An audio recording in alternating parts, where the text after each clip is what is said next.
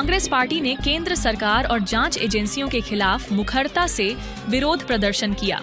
यह विरोध प्रदर्शन नेशनल हेराल्ड मामले में कांग्रेस नेता राहुल गांधी और सोनिया गांधी के खिलाफ ईडी द्वारा चार्जशीट दाखिल करने के बाद हुआ।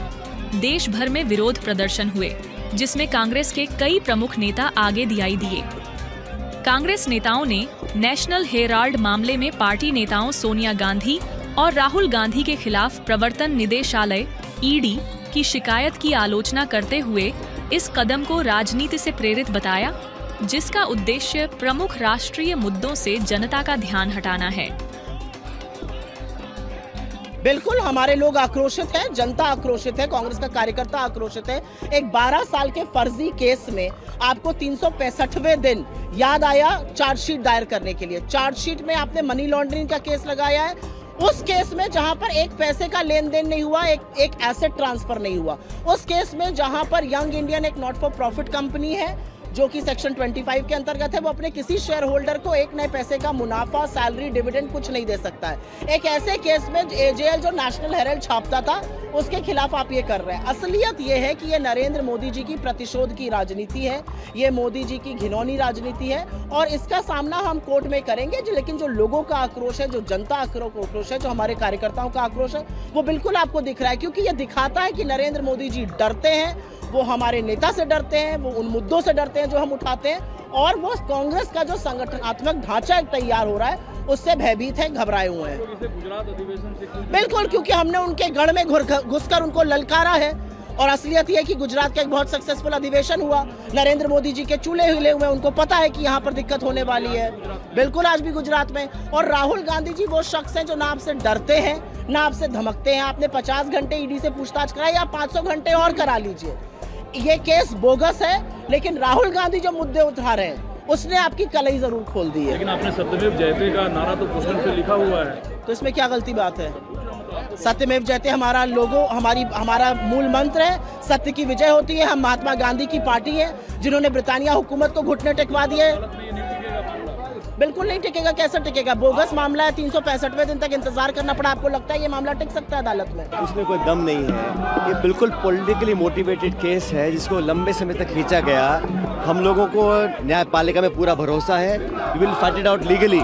लेकिन आप समझिए, जिस एंटिटी में कोई ट्रांजैक्शन नहीं है, कोई लेन देन नहीं हुआ, 1 रुपये का कोई इसमें अदला बदली नहीं हुई है, और जानबूझ के पॉलिटिकली राहुल गांधी जी और सोनिया गांधी जी को टारगेट जो करने का काम किया है, ये पूर्णतः द्वेषपूर्ण भावना से कार्य किया गया है। लेकिन मैं जानता हूं कि देश के लोग समझ रहे हैं इस बात को कि अपने प्रतिद्वंदियों की आवाज़ दबाने के लिए अभी हम लोगों ने गुजरात में अधिवेशन किया था, पार्टी को जिंदा करने के लिए पूरी ताकत लगा रहे हैं, वो उनको नागवार गुजरा है। इसलिए केंद्र सरकार ने जानबूझ के बहुत ही विंडिक्टिव ये कदम उठाया है। इसको हम पॉलिटिकली टैकल करेंगे, लेकिन लीगली भी टैकल करेंगे। मुझे पूरा विश्वास है हमारी न्यायपालिका के ऊपर। उनका कहना है कि आपको प्रोटेस्ट करने का अधिकार है, लेकिन जमीन हड़पने का अधिकार किसने हड़पी है? मुझे कोई प्रूफ कर दे, किस कंपनी में कोई ट्रांजैक्शन हुआ है, कोई डिविडेंड पे हुआ है, कोई सैलरी ली गई है, कोई अदला बदली हुई है? कुछ भी नहीं किया गया है। हमारी पार्टी का एक अखबार था, उसके चलाने के लिए लोग पूरी कोशिश लगे हुए थे।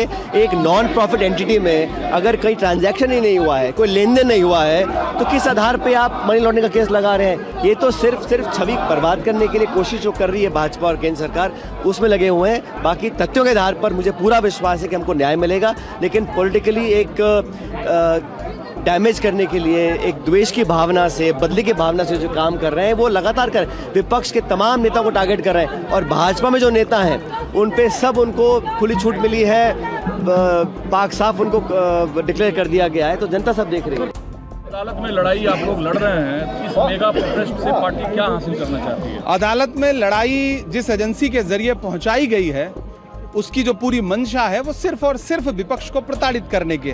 इधर गुजरात में अधिवेशन होता है, राहुल गांधी जी मोडासा पहुंचते हैं और इधर चार्जशीट दाखिल की जाती है। आप क्रोनोलॉजी समझिए ना। भारतीय जनता पार्टी आने वाले बिहार के चुनाव से, गुजरात में कांग्रेस पार्टी की सक्रियता से, आने वाले असम के चुनाव की संभावित हार को देख करके और विपक्ष की सक्रियता को देख करके, 400 पार के नारे के बाद भी 240 पे अटक जाने के बाद भारतीय जनता पार्टी चाहती है कि विपक्ष को पूरी तरह से कुचल दिया जाए। उनके संसाधन तोड़ दिए जाएं, उनके नेताओं का मनोबल तोड़ दिया जाए। लेकिन भाजपा ये भूल जाती है कि ये गांधी परिवार है जिसने इस देश के लिए न जाने कितनी कुर्बानियां दी हैं। आप गांधी परिवार पे आरोप लगाते हैं, वो एक गांधी परिवार वो परिवार है जिसने अपनी निजी संपत्तियां इस देश के लिए दान कर दी हैं। आप उस पर इस तरह के आरोप लगाते हैं, ये बहुत शर्मनाक है और इसके खिलाफ पूरे देश में आज कांग्रेस पार्टी प्रदर्शन कर रही है। व्यक्तियों पे लिखा है डरो मत और सत्यमेव जयते। सत्यमेव जयते जब आपने लिखा है मतलब अदालत पर भरोसा है आपको, और डरो मत का नारा है। हमें अदालत पे भरोसा है लेकिन मीडिया पे बिल्कुल भरोसा नहीं। आप जो भाषा बोल रहे हैं ये भाषा जो है, आप हमें लोकतंत्र में प्रोटेस्ट नहीं करने देना चाहते। आप हमारे प्रोटेस्ट पे सिर्फ सवाल करेंगे। आप भारतीय जनता पार्टी से सवाल करिए ना कि उनकी मंशा क्या है। गुजरात में अधिवेशन होता है, तुरंत चार्जशीट दाखिल हो जाती है जिसका कहीं दूर दूर तक कोई नाम नहीं था। आप 55 घंटे बुला करके पूछताछ करते हैं। तो दरअसल भारतीय जनता पार्टी की मंशा पे सवाल खड़े करिए। विपक्ष को आप प्रोटेस्ट भी नहीं करने देना चाहते क्या?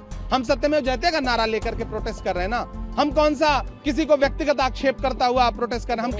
हम कह रहे हैं सरकार जो है वो प्रताड़ना की राजनीति कर रही है, विपक्ष की आवाज को चलना चाहती है, राहुल गांधी को डराना चाहती है जो संविधान बचाने के लिए लड़ रहे हैं। लेकिन राहुल गांधी जी खुल के कह रहे हैं, मैं ये नहीं कहता कि मेरा सर न मिलेगा, लेकिन मेरी आंखों में तुझे डर न मिलेगा। आप राहुल गांधी को नहीं डरा सकते हैं।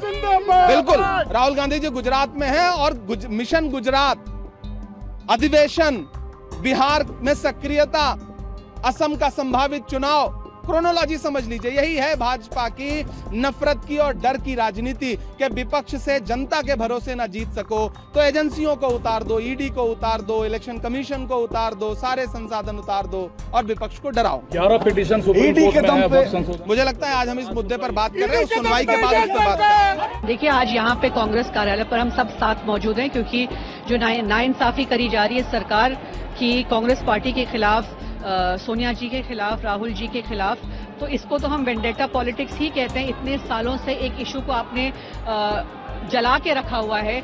कुछ दिन में आपको याद आती है 2015 में ऑलरेडी इस केस में सोनिया जी, राहुल जी को बेल दी गई थी, पर आज जो ये चार्जशीट किया है इसका हम जो इसके पीछे जो आपका मकसद है वो जानने की कोशिश कर रहे हैं। पर समझते हैं हम, राहुल जी अब गुजरात में ज्यादा एग्रेसिव हो रहे हैं, बिहार के चुनाव आ रहे हैं, तो कहीं ना कहीं आपको लोगों को याद दिलाना पड़ेगा फिर से जो आपने छवि बिगाड़ने की कोशिश करी।